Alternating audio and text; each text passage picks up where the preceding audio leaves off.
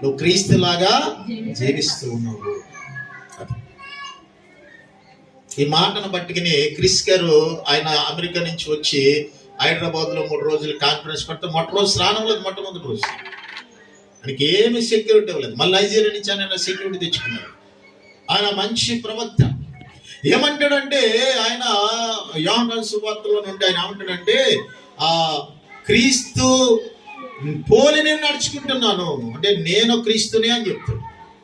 వాక్యం చెప్తుంది. అపోస్తలుడు పౌలు ఉన్నాడు, నేను కాదు, నేను క్రీస్తు నాలో నేను క్రీస్తుని పోలి నడుచుకుంటున్నా, నేనే క్రీస్తు అని చెప్తున్నాడు. ఇది దుర్బోధ అంటున్నారు ప్రజలు, ఇష్టం లేనప్పుడు. కాదు, ఇది సత్యం. యోహాను 1:14 పుట్టినోట్లో ఉన్నటువంటి క్రీస్తు అనగా అభిషేక్తుడు. You're all anointed by God. మనం అందరం అభిషేకింపబడిన వారు. We're the separate people. ప్రత్యేకింపబడిన వారు. హల్లెలూయా. You're chosen people by God. దేవుని చేత మీరు ఏర్పాటు చేసుకున్నవారు, ఎన్నిక చేసుకున్నవారు.